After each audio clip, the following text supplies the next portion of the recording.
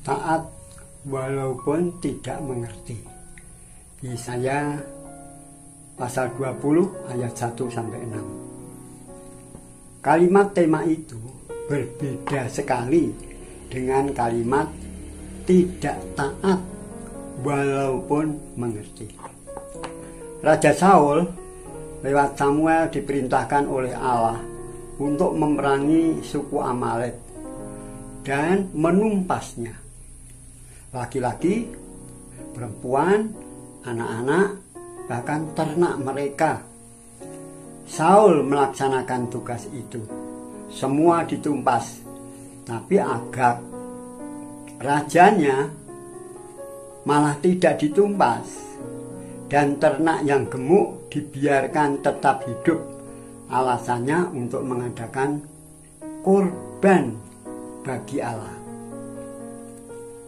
Tetapi kata Samuel, sesungguhnya mendengarkan atau taat itu lebih baik daripada korban sembelihan.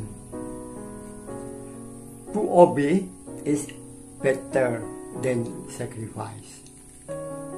Karena kesalahannya, Saul ditolak sebagai raja, dan Roh Kudus yang bersemayam dalam hatinya meninggalkan dia.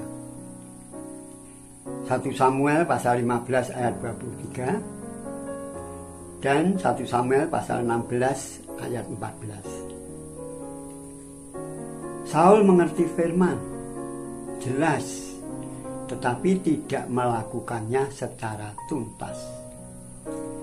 Di dalam Yesaya pasal 20 ayat 2 dikatakan,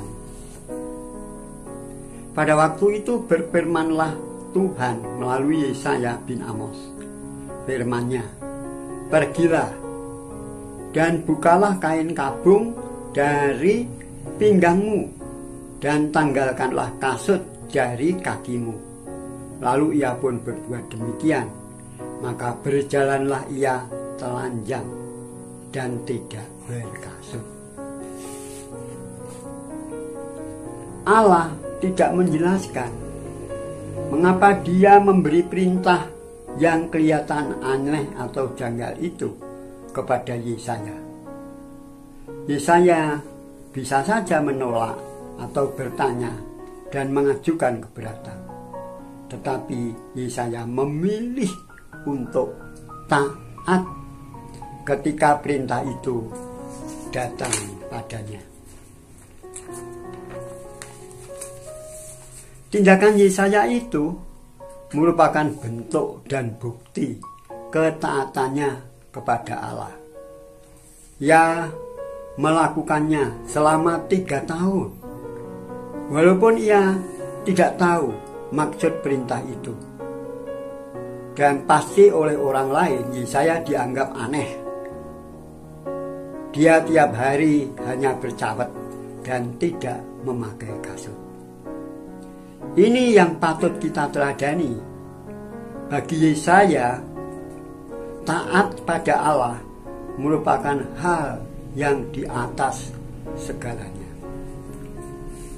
Kalau kita baca ayat 3-6, saya bacakan sebentar. Berfirmanlah Tuhan, seperti hambaku Yesaya, berjalan telanjang dan tidak berkasut 3 tahun lamanya, sebagai tanda dan alamat terhadap Mesir dan terhadap Ethiopia. Demikianlah Raja Asyur akan menggiring orang Mesir sebagai tawanan dan orang Ethiopia sebagai buangan, tua dan muda, telanjang dan tidak berkasut dengan pantatnya kelihatan. Suatu penghinaan bagi Mesir. Maka orang akan terkejut dan malu karena Ethiopia pokok pengharapan mereka, dan karena Mesir kebanggaan mereka.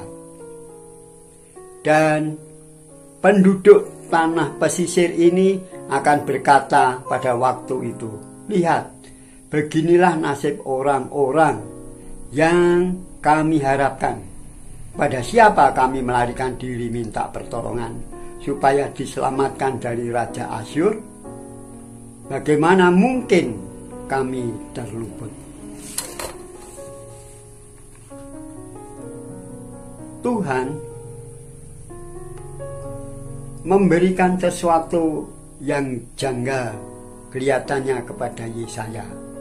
Ternyata itu merupakan nubuatan bahwa Asyur akan mengalahkan Mesir dan Ethiopia dan akan menggiring mereka, Mesir sebagai tawanan dan Ethiopia sebagai orang buangan. Tua, muda disuruh telanjang hanya pakai cawat, tidak boleh juga pakai kasut. Pantatnya kelihatan. Itu merupakan penghinaan bagi Mesir dan Ethiopia. Terjadinya kira-kira tahun 711 sebelum Masehi. Maka banyak orang akan terkejut karena bagi mereka Ethiopia merupakan pokok pengharapan dan Mesir kebanggaan mereka. Tapi ternyata apa yang dibanggakan oleh manusia itu ternyata hampa.